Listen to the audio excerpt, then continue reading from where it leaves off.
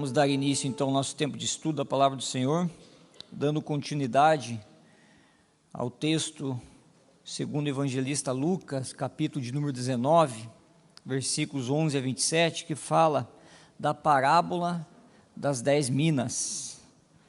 Nós iniciamos na semana passada e hoje nós vamos dar continuidade, focando agora, nesse momento, focando os ensinos que o Senhor Jesus quis transmitir à multidão que estava ao redor dele.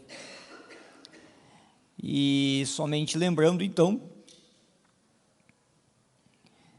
a parábola das 10 minas, ela está acontecendo naquele momento onde Jesus está muito próximo de Jerusalém, muito próximo de Jerusalém, no cumprimento da missão, no cumprimento daquilo que o Senhor tinha ordenado a ele, naquilo que o Senhor tinha dado como missão para a vida dele, naquele momento no qual ele passava pela terra.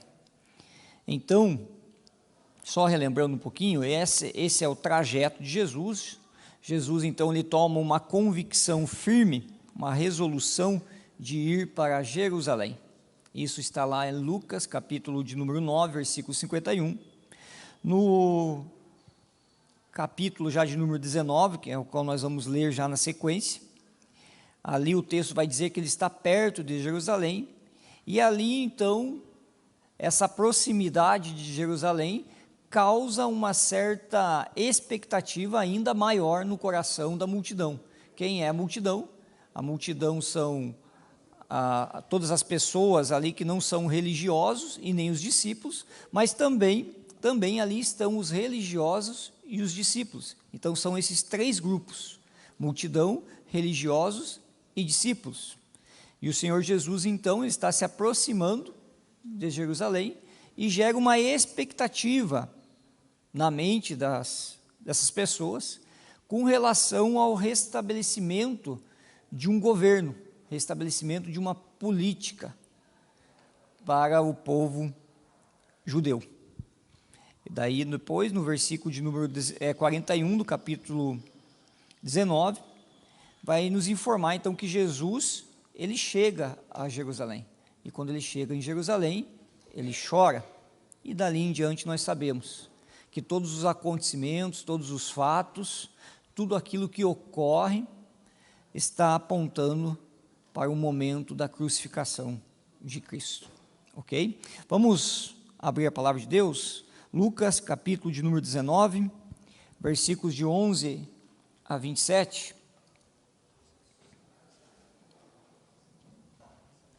Diz assim a palavra do Senhor: ouvindo eles estas coisas, Jesus contou uma parábola. Visto estar perto de Jerusalém, lhes parecer que o reino de Deus havia de manifestar-se imediatamente. Por isso Jesus disse: certo homem nobre partiu para uma terra distante, a fim de tomar posse de um reino e voltar.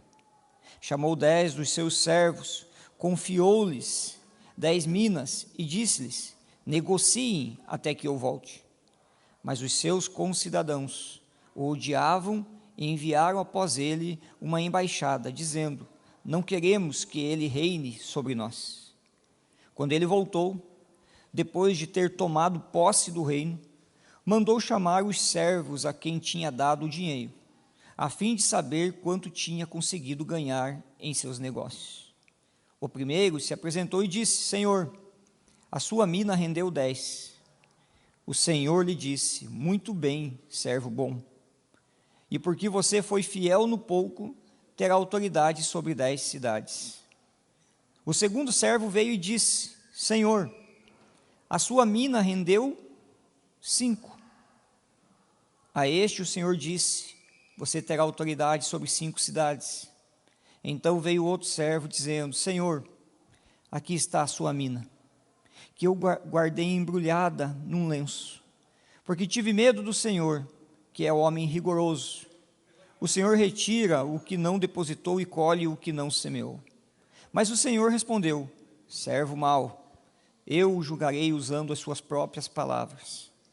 Você sabia que eu sou homem rigoroso, que retiro o que não depositei e colho o que não semeei. Porque você não pôs o meu dinheiro no banco, e então, na minha vinda, eu o receberia com juros? E disse aos que estavam ali: tirem dele a mina e deem ao que tem 10. Eles ponderaram: Senhor, ele já tem 10. Ao que o Senhor respondeu: pois eu declaro a vocês que a todo que tem será dado ainda mais, mas ao que não tem, até o que tem lhe será tirado. Mas quanto a esses meus inimigos, que não quiseram que eu reinasse sobre eles, tragam-no aqui e os matem na minha presença. Feche seus olhos, vamos orar. Pai, em nome de Jesus, tua palavra ela foi aberta, lida, e o que esperamos com humildade na direção do Senhor é que o Senhor ministre em nossas vidas. Nos ajuda a entender essa narrativa, nos ajuda a entender esse momento, nos ajuda a entender as palavras do Senhor Jesus na direção das nossas vidas. Ó Deus, clamamos ao Senhor porque sabemos que somente o Senhor pode nos levar ao entendimento correto.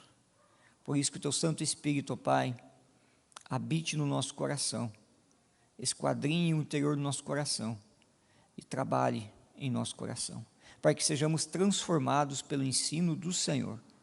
É isso que te pedimos humildemente e carecidos, ó Pai, da sua graça, no nome de Cristo. Amém. Os discípulos estão chegando perto de Jerusalém. E só lembrando, a multidão então ela tinha essa expectativa de uma restauração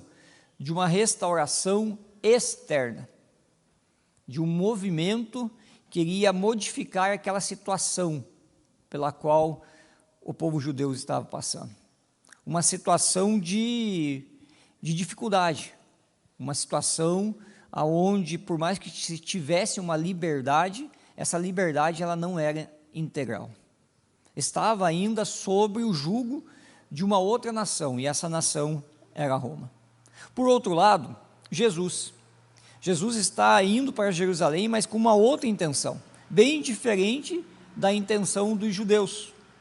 Jesus está indo para restaurar, mas restaurar a questão do interior humano, para reconciliar os pecadores com Deus. E isso fica muito claro, só relembrando, o fechamento daquele momento, qual o Senhor Jesus se encontra com Zaqueu. Porque no versículo 10 do capítulo de número 19, o Senhor vai dizer aos que estavam ao redor de Zaqueu, dizendo assim: porque o Filho do Homem veio buscar e salvar o perdido. Então, essa expectativa do coração, da mente, essa expectativa do povo, ela não estava alinhada com a expectativa de Jesus. Eram duas expectativas totalmente contrárias. O povo, o judeu, pensava naquela mudança externa, e Jesus, diante da sua missão a qual tinha recebido de Deus, estava olhando para o interior, para o coração, para a reconciliação do povo com Deus. E isso nos leva a entender que a parábola, então, ela foi contada por Jesus para corrigir a expectativa, corrigir uma expectativa equivocada, de que o reino de Deus deveria ser restaurado naquele momento, mas de uma forma política, imediata e visível. Por outro lado, não tendo nada a ver com essa direção, para corrigir e trazer a verdade, que o reino de Deus ele é espiritual, e que avança a partir da fidelidade dos seus servos, e se manifesta plenamente somente quando o Senhor retornar. Lembrando, um pouquinho só, que Hernandes Dias Lopes ele vai dizer o seguinte, sobre essa parábola. Não só ele, mas também o comentário de Lucas, vai dizer o seguinte, que o povo tinha uma expectativa danosa, Então era uma expectativa errada, que trazia danos a eles. Assim, queridos, nós vamos entrar agora a partir do versículo de número 12, para entendermos melhor essa parábola, de tudo que envolve essa parábola, e assim aplicar nas nossas vidas. Versículo de número 12, por isso Jesus disse, certo homem nobre partiu para uma terra distante a fim de tomar posse de um reino e voltar. Eu acredito que você, que está acostumado já com a palavra de Deus, que está acostumado já à leitura da palavra de Deus, até mesmo um pouquinho sobre doutrina, teologia, assim por diante, tá? Você não tem dificuldade nenhuma de interpretar esse versículo, não é mesmo? Nenhuma.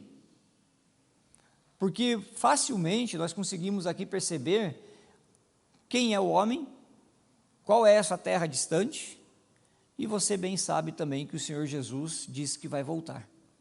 E esse é o alicerce também da nossa fé. Nós sabemos disso.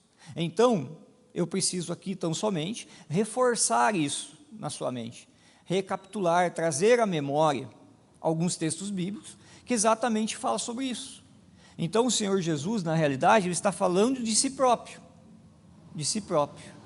usando essa linguagem de que certo homem nobre, e assim, queridos irmãos, 3 coisas aqui para que a gente venha a reforçar esse entendimento, essa direção que o Senhor Jesus está apontando aqui. Primeiramente, certo homem, quem é? Jesus, aquele que recebeu uma missão do Senhor, de Deus, do seu Pai, que veio à terra, cumpriu essa missão, levou essa missão até o fim, custando-lhe a própria vida. Lá em João capítulo 6, versículo 38, vai dizer o seguinte, porque eu desci do céu, não para fazer a minha própria vontade, mas a vontade daquele que me enviou. Então, Jesus não está à toa em Jerusalém, a caminho de Jerusalém. Jesus não é um acidente na história. Jesus é alguém que foi enviado e alguém que assumiu o seu propósito de vida. Alguém que foi enviado por Deus, pelo Todo-Poderoso. Não é um acidente. Não é mais um humano, não. É um humano perfeito. É o Deus perfeito.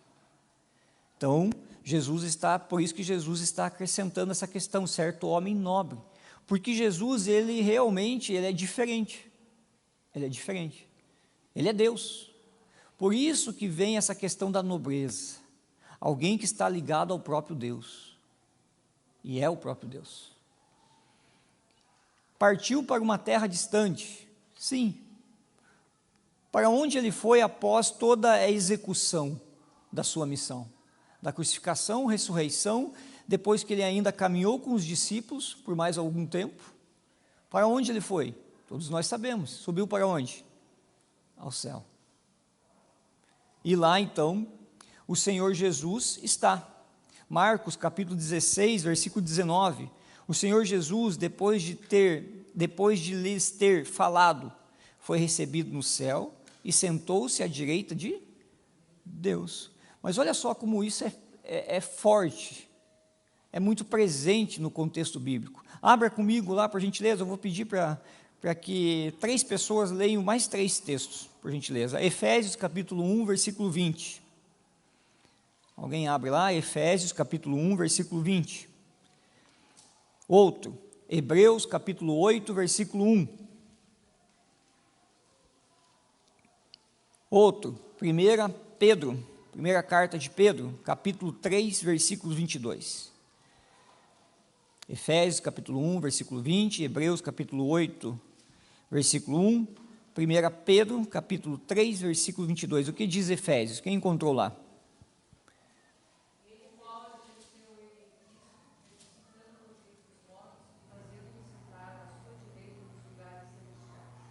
Olha aí, novamente. Um outro texto que fala exatamente dessa questão, que Jesus subiu ao céu e lá está sentado à direita de quem? Do Deus Pai. Hebreus capítulo 8, versículo 1.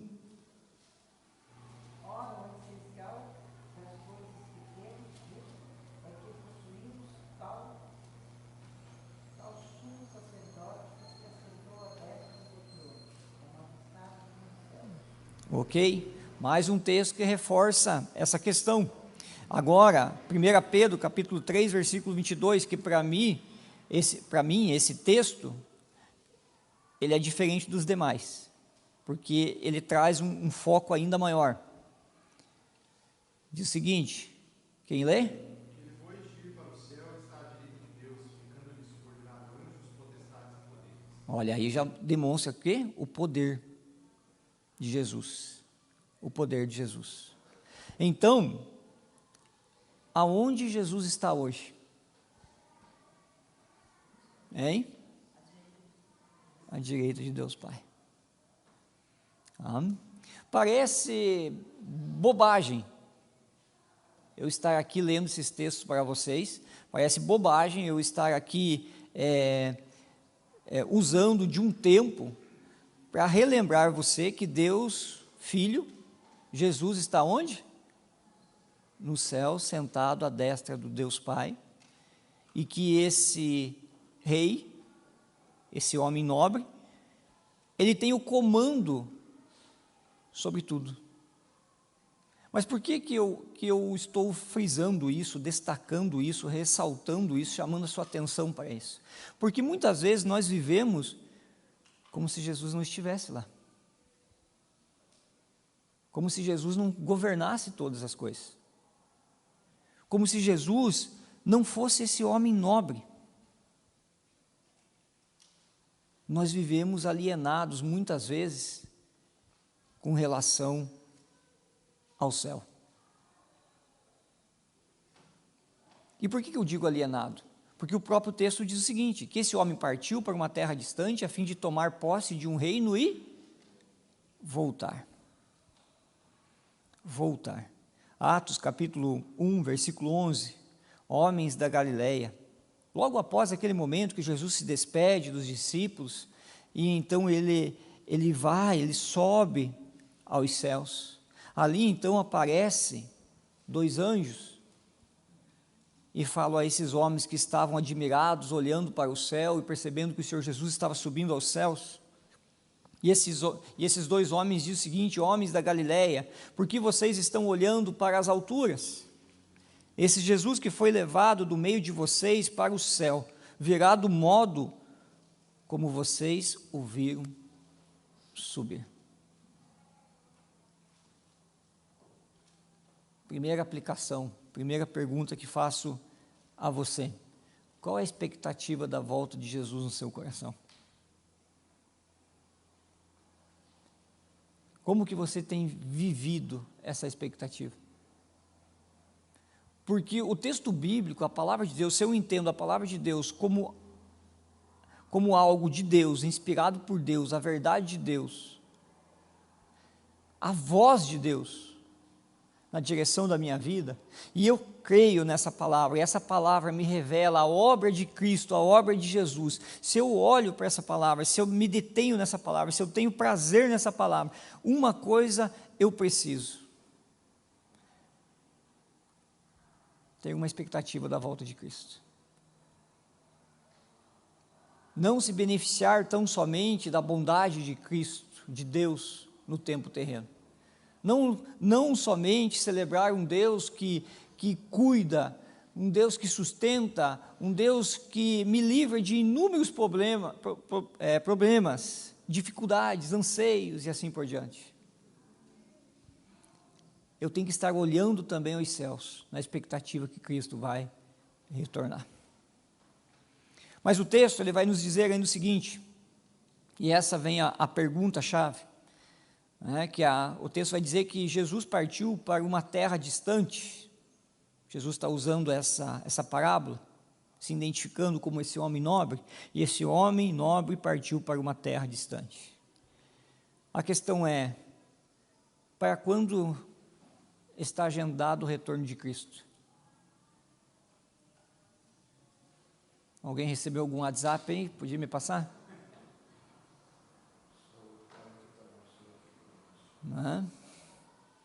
Para quando está agendado?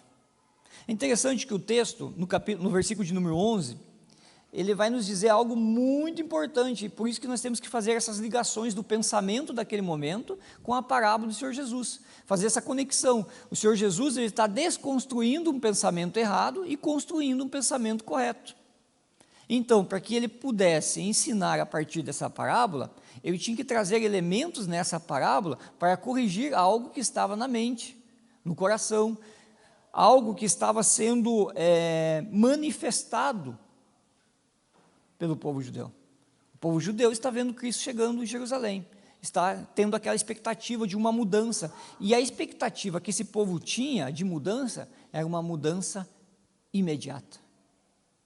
Era Jesus entrando em Jerusalém, tomando o poder, e a partir dali, o povo vivenciando um novo rei.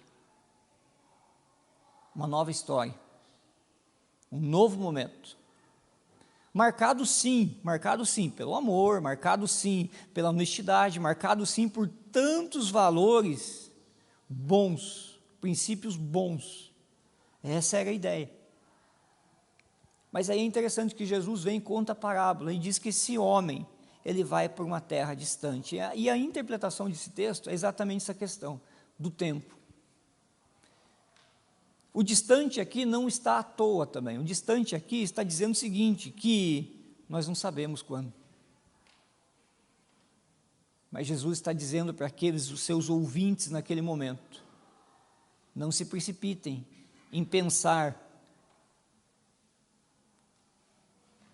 que a obra será concluída nesse momento.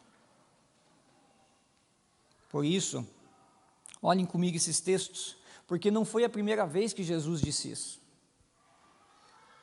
Jesus já tinha falado as mesmas coisas em outras duas parábolas, na parábola das 10 virgens e na parábola dos talentos. Mateus capítulo 25, versículo 5, e como o noivo estava demorando, todas ficaram sonolentas e adormeceram. O que isso quer dizer? Como que você entende isto?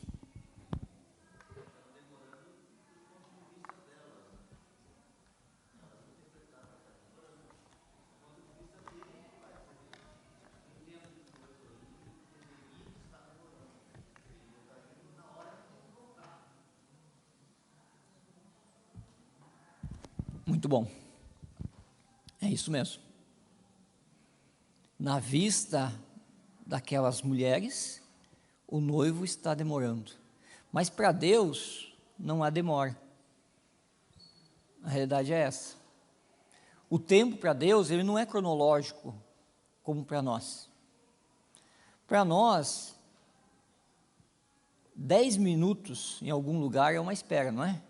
Para mim, até no elevador, eu aperto 5 vezes o elevador para vir rápido. Não é uma realidade? Mas a questão aqui também é o desdobramento disso. Porque se você tem a intenção de pensar que Cristo está demorando, algumas coisas podem gerar no seu coração, na sua vida, e você se tornar uma pessoa sonolenta e adormecer. Não ter expectativa da chegada. Mas por outro lado também, Mateus capítulo 25, versículo 19, também vai nos ensinar na mesma direção. Depois de muito tempo, o Senhor daqueles servos voltou e fez um ajuste de contas com eles. Depois de muito tempo. Qual é o tempo aqui? Qual é a ideia de tempo aqui? Não temos essa ideia de tempo. É no tempo determinado pelo próprio Deus. Num diálogo com os seus discípulos, o próprio Cristo vai dizer, né, exatamente isso, que o tempo não cabe a Ele, mas cabe a Deus determinar. Mas a realidade aqui é o seguinte, Cristo vai voltar. E por mais que nós podemos gerar algumas expectativas, está voltando, não está voltando, está demorando, ou quem sabe no dia de amanhã ou no dia de hoje você diga, voltou rápido. São expectativas humanas que são geradas no coração, são geradas na mente, são geradas no nosso meio evangélico, tanta gente falando tantas coisas sobre isso, outras religiões que trabalham exatamente nessa questão, vão a fundo nessa questão escatológica, da volta, do final do tempo, ou do início do final do tempo. Algumas teologias pensam assim. Mas a grande questão aqui é que para nós entendemos que Cristo já inaugurou o reino. Agora só falta Ele o quê? Retornar para buscar os seus, para concretizar a obra. Então, queridos, nós estamos exatamente nesse momento, entre a ida e a volta de Jesus. E a grande pergunta aqui e é isso que a parábola agora vai nos ensinar: o que Jesus espera de mim enquanto Ele ainda não voltou? O que Jesus espera de mim, o que Jesus espera de você, o que Jesus espera da sua igreja, enquanto ainda Ele não voltou? A primeira fase já foi cumprida, a obra de Cristo já foi realizada, os seus discípulos já foram ensinados, a sua igreja foi estabelecida naquele momento, a sua palavra tem sido manifestada, a primeira parte já foi feita. Agora nós estamos aguardando a volta. Mas a grande pergunta é exatamente isso: o que Jesus espera de mim e de você enquanto Ele ainda não voltou? Esse livro traz um contexto histórico. Ele vai dizer o seguinte: sabemos que Deus agiu de forma decisiva na vida, na morte e na ressurreição de Jesus, e continuamos a crer que um dia Deus obterá a sua vitória definitiva. Um dia o mal certamente será extinto. A grande questão é a forma como viveremos nesse interstício de tempo. E essa é realmente a questão. Como eu e você viveremos nesse lapso de tempo, nesse momento, até o retorno de Cristo. Assim, vamos olhar para a parábola, e assim nós vamos perceber o que Jesus nos ensina. Porque lá no versículo de número 13, Jesus diz o seguinte: que esse homem nobre, depois de ter voltado, então essa é a realidade, Jesus volta, e um dia Ele retornará. Chamou os seus servos, aqueles a quem Ele tinha confiado o dinheiro, minas. O que é minas aqui? Tá? Só para você entender, mina equivale exatamente a 3 meses de trabalho. 3 meses de trabalho, uma mina, ok? Mas a questão aqui não está ao redor da validade, do valor, da importância disso, não. Tá? A parábola ela trabalha exatamente essa questão da volta, e de como esses servos negociaram essas minas até que o seu rei voltasse. Então, chamou esses 10, a quem tinha confiado as 10 minas, e disse-lhes: negociem até que eu volte. Negociem, essa palavra negociem, no original, ela traz essas tantas ideias. É uma palavra que na realidade ela abrange tantas direções, e todas as direções com essa intencionalidade de ordem, de uma ação de alguém. Então, isso quer dizer o seguinte: trabalhar ativamente, empenhar-se, administrar com iniciativa, agir com responsabilidade. Repetir iniciativa ali novamente: iniciativa e esforço contínuo. Então, quando o Senhor Jesus está contando essa parábola, a multidão que está ao seu redor, Ele está passando essa ideia de que a obra da cruz será consumada. Ele vai ao céu, mas um dia Ele retorna. Mas enquanto vocês estiverem aqui, enquanto eu não retornar ainda, você precisa trabalhar ativamente. Você precisa empenhar-se em prol do reino de Deus. Você precisa administrar com diligência, ter iniciativa para as coisas que Deus coloca em sua mão. Você precisa ter responsabilidade no reino de Deus, responsabilidade. E trabalhar no reino de Deus, e nós vamos aqui pensar o que é trabalhar no reino de Deus, mas trabalhar no reino de Deus requer de nós esforço contínuo. Mas, versículo de número 14, vai dizer o seguinte: mas os seus concidadãos o odiavam e enviaram após ele uma embaixada, dizendo: não queremos que este reine sobre nós. E aqui é interessante a história. Aqui nós precisamos olhar um pouquinho para a história. Teve alguns movimentos, e um dos movimentos mais conhecidos em rejeição de líder, foi exatamente em Jerusalém. Herodes morre, seus filhos querem tomar o governo, e um dos seus filhos, chamado Arquelau, ele não é reconhecido como rei. Por quê? Porque os judeus fizeram um baixo-assinado, levaram até a província, e lá então tomaram a decisão que ele não iria reinar, ter autoridade de rei naquele local. E todo esse movimento foi feito por quem? Pelos judeus.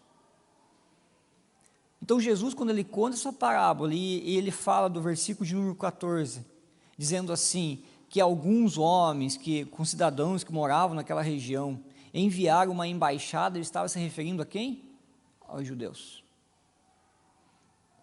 E é exatamente os judeus que vão se opor ao quê? A Cristo, ao reinado de Cristo. Então Jesus está contando a parábola e conectando a história com a verdade que iria acontecer. E nós bem sabemos que os judeus, eles realizaram oposição e tiveram resistência ao reinado de Cristo. Eles não reconheceram Cristo como rei, não reconheceram Cristo como Messias, pelo contrário, eles desprezaram, eles rejeitaram Cristo. E aqui também tem uma aplicação, Hernandes Dias Lopes vai fazer essa aplicação, que é muito interessante, no quesito olhar para as nossas vidas. Eu e você, nós irmãos, nós também só fazemos oposição a Cristo, só temos resistência a Cristo, enquanto o próprio Cristo não agir no nosso coração, não é isso mesmo? Enquanto Cristo não agir no nosso coração, a única coisa que Deus espera de nós é a rejeição, é a oposição. E isso é claro. Basta você olhar ainda e perceber pessoas que não reconhecem Cristo como seu único e suficiente Salvador, que não se renderam à graça de Deus, e o que elas falam de Cristo, elas se opõem a Cristo. Elas falam mal de nós até mesmo. Mas quando essa oposição, essa perseguição, essas dificuldades vêm até nós, eu preciso te lembrar que não é contra nós, é contra Cristo. Não é contra nós, é contra o reinado de Cristo. Nós somos aqueles que fomos alcançados por Cristo, e o representamos aqui, sim, mas toda oposição, toda resistência, toda dificuldade que você, irmão, crente em Jesus, sofre, que a igreja de Cristo sofre no mundo, não é contra nós, é contra Cristo. Irmão?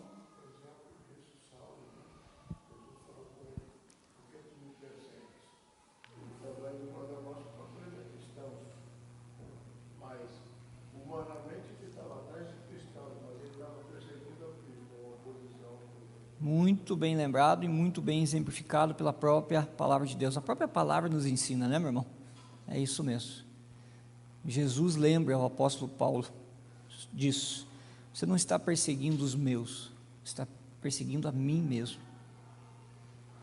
sempre existirá oposição no reino de Deus. Então, nós vamos falar aqui sobre fidelidade, nós vamos falar aqui sobre recompensa, nós vamos falar aqui de punição, mas nós precisamos lembrar, primeiramente, que sempre haverá a oposição, porque são dois reinos diferentes, são dois comandantes desses reinos diferentes. Não tem como a igreja não vivenciar dificuldade, enquanto ela cumpre seu papel de sal e luz no mundo.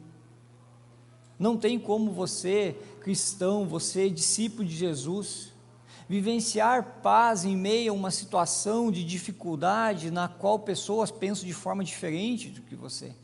De quando você age de forma diferente, saiba você que você vai enfrentar dificuldade. Basta você ser fiel, basta você ser discípulo de Jesus, basta você cumprir o que Deus requer de você, você vai enfrentar dificuldade.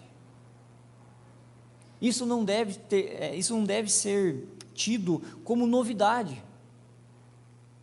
Não. A história bíblica nos mostra isso. Sempre vai haver oposição. E essa oposição é contra o reinado de Cristo. Por isso, eu te chamo a atenção para que a gente possa refletir sobre fidelidade, recompensa e punição, a partir desse texto, que é isso que o Senhor Jesus então vai nos ensinar. Ele voltou, ele falou da oposição que tem, mas ele mandou chamar os seus servos, versículo de número 15. E no versículo de número 16, o primeiro servo se apresenta a ele. E o primeiro servo, então, traz uma notícia boa, não é isso? O primeiro servo diz o seguinte: Senhor, a sua mina rendeu quanto? 10. Qual é a resposta do Senhor? O Senhor diz o seguinte: o Senhor lhe disse: muito bem, servo bom. E porque você foi fiel no pouco, terá autoridade sobre 10 cidades. O segundo servo também se apresenta: Senhor, a sua mina rendeu 5. Prontamente também o Senhor respondeu: a este o Senhor disse: você terá autoridade sobre 5 cidades. Qual é a aplicação desse contexto inicial diante desses dois servos? É a fidelidade. É a fidelidade. E eu pensei como trabalhar isso com vocês aqui nesta manhã, na prática, que a gente refletisse sobre as nossas vidas diante do que o Senhor tem colocado em nossas mãos. E a primeira coisa que eu preciso aqui deixar claro para você, não é somente o serviço que você faz na casa do Senhor, não é somente o serviço que você expressa ao realizar alguma atividade na casa do Senhor, ou algum momento agendado como uma ação missionária. Não, é a vida inteira. Deus tem colocado muitas coisas sobre as nossas mãos, muitas: a sua família, o seu trabalho, os seus amigos, e assim por diante. Não somente aquilo que fazemos dentro da casa do Senhor, porque essa aqui é a realidade. A realidade é que Deus nos chama para sermos fiéis segundo o que Ele nos ensina, segundo o que Ele requer de nós, e tudo o que Ele requer de nós está nas Sagradas Escrituras. E a grande situação aqui é o que nós fazemos com tudo isso, como nós agimos diante de tantas coisas que o Senhor coloca em nossas mãos. Primeiro, a fidelidade é a obediência prática, não só um discurso. Na parábola, Jesus não elogia intenções, mas ações. O servo fiel é aquele que faz algo com o que recebeu. Não basta dizer que crê, não basta dizer que sim, eu amo a Jesus, mas se eu creio e se eu amo a Jesus, eu lembro do que está escrito lá em Efésios capítulo 2, versículo de número 10, que Deus preparou de antemão muitas coisas para que eu realizasse, muitas coisas, Ele preparou, eu nem tenho esforço em preparar algo para realizar, estão me entendendo? Deus mesmo prepara tudo e coloca sobre as nossas mãos. Ele nos apresenta muitas coisas no dia a dia, durante a vida, para que eu e você administre bem, com fidelidade, com cuidado, com amor. Jesus, Ele não está interessado, Deus não está interessado em boas intenções, porque boas intenções, elas não saem do papel, elas não saem da mente. As boas intenções têm que ser praticadas, elas necessitam aparecer. Deus nos chamou para ser sal e luz do mundo, e nós precisamos ser sal e luz do mundo. Nós não podemos somente viver pensando nessa realidade de ser sal e luz do mundo, e toda manhã, todo dia ter intenções na direção. Não, eu preciso ser luz aonde? Nas trevas. Eu preciso ser sal aonde? Aonde há corrupção, aonde há podridão. E Deus me dá oportunidades todos os dias para que eu seja sal e luz. Então eu não posso mais viver somente pautado nas minhas intenções, eu preciso viver praticando, porque aquele que ama o Senhor Jesus, ouve os seus mandamentos e os pratica, é isso que o Senhor Jesus está dizendo, na parábola, está chamando a atenção para essa questão, de que aquilo que Ele coloca em nossas mãos, Ele requer que apareça o fruto, que venhamos a frutificar, que venhamos a produzir, que venhamos por meio das nossas ações transtornar até mesmo o mundo, mostrar que vivemos para alguém, e esse alguém para quem vivemos, nos dá o privilégio de servi-lo por meio das ações.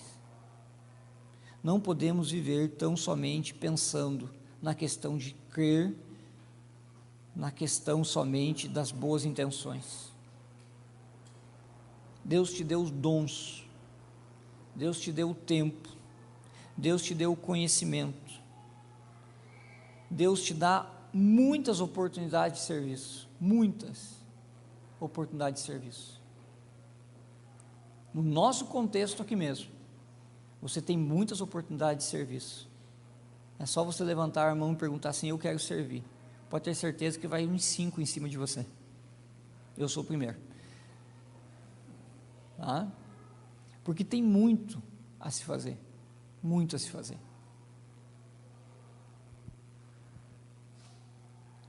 Fidelidade é algo constante. Fidelidade é com constância no tempo, não entusiasmo momentâneo. Por que eu pensei nisso? Porque essa é uma realidade que afeta muitos. Me parece que, e eu posso dizer isso para você também, tá? No sentido assim de que às vezes eu sou assaltado por isso também. Tá? Que o meu coração às vezes quer fazer exatamente isso daqui. E eu tenho que repensar a minha vida. Porque quando surge algo novo, você vai, abraça, realiza e começa, mas de repente vai parando, né? Vai perdendo aquela energia, vai perdendo aquela vontade. E porque nessa caminhada, nesse momento, foi aparecendo as oposições, as dificuldades, e isso vai te desanimando. Mas a questão é que o serviço de fidelidade para com o Senhor, ele deve ser constante no tempo, não entusiasmo momentâneo. O Senhor Jesus diz: negociem até que eu volte. Ele não está dizendo aqui, negociem por um momento. Não está dizendo aqui, trabalhe por determinado tempo. Não. Até que eu volte. Ou seja, não é algo por uma fase da vida, mas por toda a caminhada como discípulo de Jesus. É lógico que, no passar do tempo, nós vamos pensar no serviço na casa do Senhor, nós vamos passando por alguns setores, né? Não é mesmo? Hoje você serviu ali, amanhã você serve lá, depois você serviu aqui, depois você volta a servir lá novamente, mas a todo momento você está numa dinâmica de serviço ao Senhor, a todo momento. Não existe discípulo de Jesus inativo, não existe discípulo de Jesus neutro com relação ao serviço. Não existe. Se você não está servindo ao Senhor Jesus, provavelmente você esteja servindo outros senhores. Outros senhores. Senhores que estão ocupando o espaço no coração que deveria ser de Jesus. Senhores senhores que estão tomando o tempo, o qual deveria ser de Jesus. A verdade é essa. Mas o texto ele vai continuar dizendo o seguinte, vai falar sobre recompensa também. E aqui o tema recompensa é um pouco complicado. Falar de galardão é um pouco complicado, porque há muitos entendimentos, há várias vertentes, e dentro do nosso próprio contexto. Alguns vão entender que galardão, sim, nós vamos receber alguma coisa a mais do que outros, quando o Senhor Jesus voltar. Mas outros entendem que galardão também é uma questão de responsabilidade. Quanto mais você serve ao Senhor Jesus, mais você é abençoado. Abençoado com o quê? Com responsabilidade diante do reino. Estão me entendendo? Por quê? Porque receber as demandas do reino deve ser tida como alegria. Realmente Deus está te confiando algo que é eterno. Deus está te colocando no mundo dizendo, você é meu embaixador, você é embaixador de Cristo. E isso nós devemos receber com alegria, com felicidade. A recompensa no reino é confiança maior de Deus. É Deus nos confiando algo que é dele. É Deus nos dando a oportunidade, o privilégio de servi-lo. Por isso, então, o texto vai nos dizer, foste fiel no pouco, sobre o muito te colocarei. Ele mostra que Deus recompensa, nos dando mais responsabilidade. E aí eu te chamo a atenção para a questão de como os valores são diferentes. Os valores do reino para os valores da nossa cultura. Quando nós pensamos assim, eu fui fiel, e alguém me diz que vai me dar uma recompensa por eu ter sido fiel, por eu ter executado de forma correta o serviço que foi me dado, o que você espera? Espera um aumento lá no final do mês, não é mesmo? E que ele venha, principalmente para o Erlen aí, que está até aqui de trabalho, né? Mas a gente espera isso, não é mesmo? Agora, no reino de Deus, o valor, eles são diferentes. Por quê? Porque a recompensa aqui, que nos é dada, é esse privilégio de servir ainda mais, com responsabilidade. É uma alegria que toma o coração, e você começa a realizar, às vezes até meio forçadamente no começo, tá? Começa a realizar, ou até mesmo sem entender o que você está fazendo, mas com o tempo Deus vai aperfeiçoando o seu coração, e vai aperfeiçoando, e você vai se envolvendo, e você vai fazendo, e você chega a um certo momento e diz assim, eu já não estou entendendo mais a minha vida, porque Deus tem feito tantas coisas na minha vida, com a finalidade do reino dele, que isso é assustador. Mas enquanto nós não experimentamos isso, nós cuidamos da nossa vida terrena, olhamos somente para cá. E daí vivenciamos sim a bondade de Deus, vivenciamos sim os cuidados de Deus, Vivenciamos sim, até o extraordinário de Deus, mas tudo relacionado à nossa vida, não relacionado ao reino de Deus. Nós precisamos inverter isso no coração. Celebrar a alegria de viver com Deus, de ser cuidado por Ele, mas celebrar também a alegria de servi-lo, como recompensa ao qual o Senhor nos dá. Porque qual é a capacidade que eu e você temos de servi-lo? Nenhuma. Absolutamente nenhuma. Tudo que nós fazemos, tudo que nós temos no quesito de capacidade para servir, é porque o Senhor nos deu, é porque o Senhor atinge a nossa incapacidade e transforma a nossa incapacidade na beleza em favor do seu reino. Eu e você precisamos então repensar o nosso serviço, porque às vezes nós podemos estar executando o nosso serviço pensando em outro tipo de recompensa, reconhecimento, status, tomada, aquele que toma as decisões. Não, no reino de Deus é diferente. Cristo mesmo vai dizer que Ele não veio para ser o quê? Servido, mas Ele veio para servir.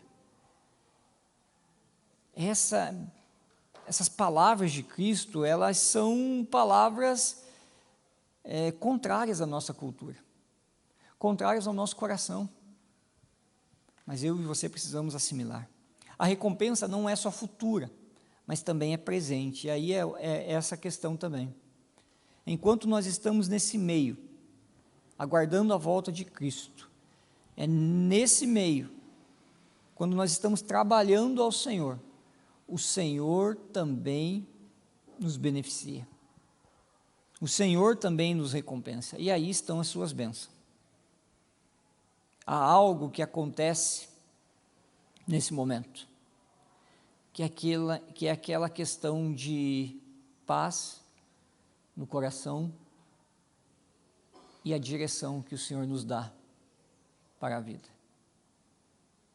Um dia estávamos errantes, caminhando por caminhos tortos. Agora o Senhor Jesus, então, nos traz para o outro lado. Agora nós temos direção, temos paz, mesmo em meio às turbulências da vida. A obediência, queridos irmãos, a obediência, ela organiza a vida. Ela organiza a vida. E Deus honra quem busca. Deus honra quem o serve. Deus honra aqueles que se dedicam à obra do Senhor, ao reino do Senhor. E por fim, chegando ao final, também fala de punição. Também fala de punição nessas duas direções. A punição, ela nasce da negligência, não apenas da rebeldia. O servo punido não roubou, não feriu ninguém, ele simplesmente não fez nada. Olha lá comigo para o texto, versículo 20. Então veio outro servo dizendo: Senhor, aqui está a sua mina, que eu guardei embrulhada num lenço, porque tive medo do Senhor, que é homem rigoroso. O Senhor retira o que não depositou e colhe o que não semeou. Primeira coisa aqui desse texto, antes até mesmo de falar um pouquinho sobre essas duas questões, é a visão que esse servo tem do seu rei, desse homem nobre. A visão que esse homem tem. Ontem eu comentei que eu iria aqui trabalhar um pouquinho o que eu escutei no sermão do licenciado Narciso, lá na IPB Monza. E aquilo me impactou e eu rapidamente já pensei nisso e conectei aqui com o texto. E ele falou algo muito precioso para a vida daqueles irmãos que estavam lá. Ele falou assim que a imagem que temos de Cristo, aquilo que nós procuramos, aquilo que nós conhecemos de Cristo, pode tanto nos levar para o sofrimento, como nos levar para a bondade de Deus. Então, se você tem uma imagem errada de Cristo, essa é a questão. Se você tem uma imagem errada, distorcida de quem é Cristo, provavelmente esse seu conhecimento, esse seu pensamento, essa expectativa que você tem com base naquilo que você acha de quem é Cristo, isso pode te levar ao sofrimento. Agora, essa imagem que você tem de Cristo, ela é correta, ela é segundo as Sagradas Escrituras, e isso te leva a experimentar a bondade de Cristo. Pensa no serviço que nós prestamos ao Senhor.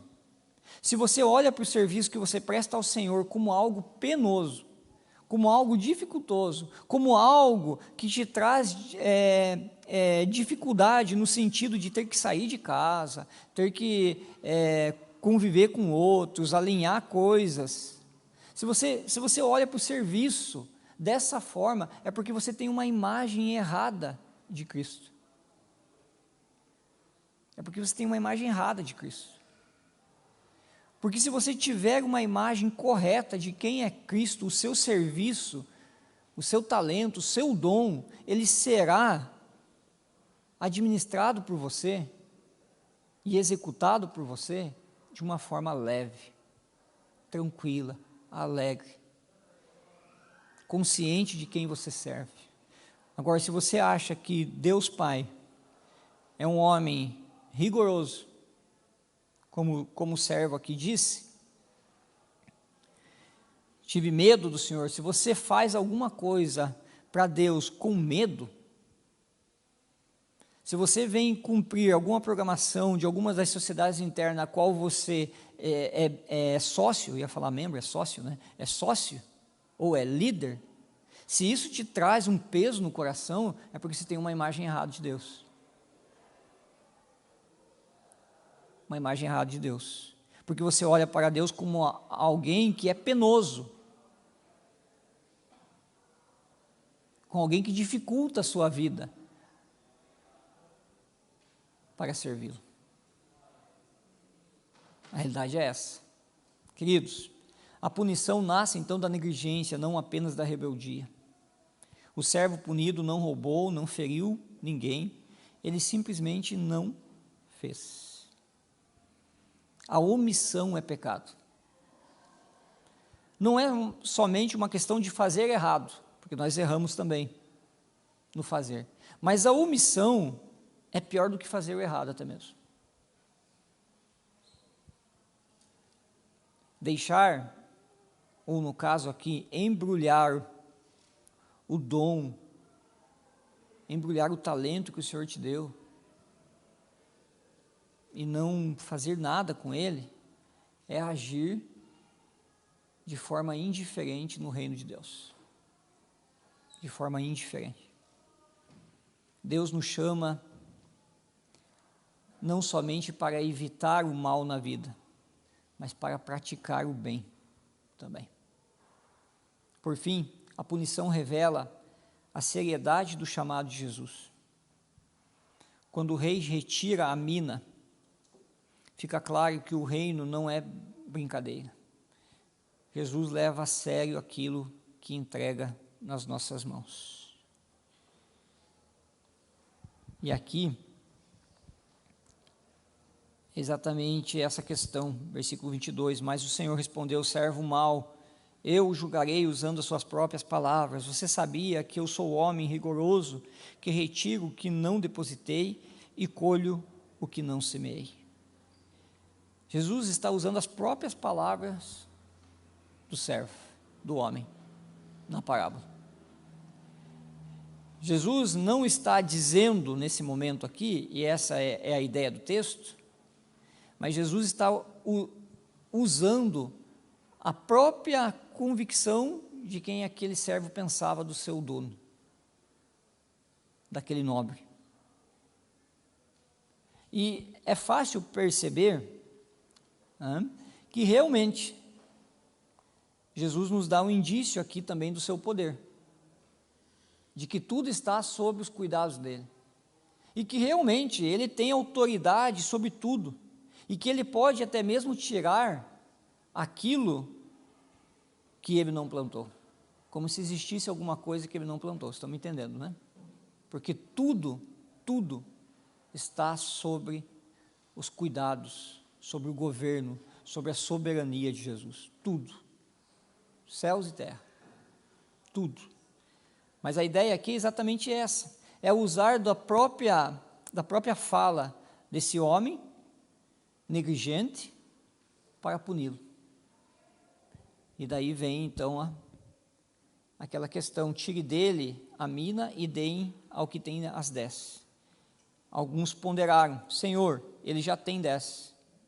Ao que o Senhor respondeu: pois eu declaro a você, que a todo o que tem será dado ainda mais, mas o que não tem, até o que tem, lhe será tirado. O reino de Deus, ele é marcado pelo retorno de Cristo, o momento no qual todos nós vamos nos apresentar diante do Senhor, o momento em que todos nós vamos ter uma conversa com o Senhor. E a pergunta final é: se Jesus voltasse hoje, como Ele me encontraria vivendo? Se Jesus voltasse hoje, como Ele me encontraria vivendo? Que tipo de conversa teríamos com o Senhor Jesus? O que falaríamos a Ele? Uma vez que Ele pode te perguntar, sabe aquele dom? Tinha igreja lá, Presbiteriano Tarumã, tinha 250, 300 membros, mas eu te dei aquele dom no meio de 300 pessoas, específico para você. E aí, o que você fez com ele? Sabe aquele talento? Aquele talento, por mais simples que seja, de tomar iniciativa em situações a quais requer uma ação rápida, mais simples que seja, Jesus vai te perguntar e você vai dizer o que para Ele? Estão percebendo? A igreja de Cristo, ela é formada por inúmeras pessoas dentro da sua diversidade, dentro da sua diversidade é distribuído dons e talentos. Alguns têm o dom de pregação, outros têm o dom de ensino. Alguns têm o dom de aconselhamento, outros têm o dom por meio das finanças. Alguns têm o dom de aproximação, de acolhimento. Outros têm os dons de tomar decisões difíceis. Alguns têm um dom de oração. Outros têm o dom relacionado ao louvor. E dentro de tudo isso, tem alguns que são líderes. Tem outros que são serviçais. E aí que está a beleza da igreja de Cristo. Não é um que faz todas as coisas, e esse um não sabe fazer todas as coisas. E quando ele tenta fazer todas as coisas, dá errado. A beleza está nessa diversidade, onde eu faço uma coisa, você faz outra, e somado a tudo isso, nós fazemos 300 coisas diferentes em prol do reino de Deus. Se Jesus voltasse hoje, como Ele me encontraria vivendo? Com fidelidade? Com zelo? Ou de uma forma negligente? Amém? Eu tenho bastante vaga no culto infantil, tá, pessoal? Que Deus abençoe a vida de vocês. Que a gente possa servir o Senhor da melhor forma possível e ser encontrado como servos fiéis dele. Vamos colocar em pé? Vamos orar?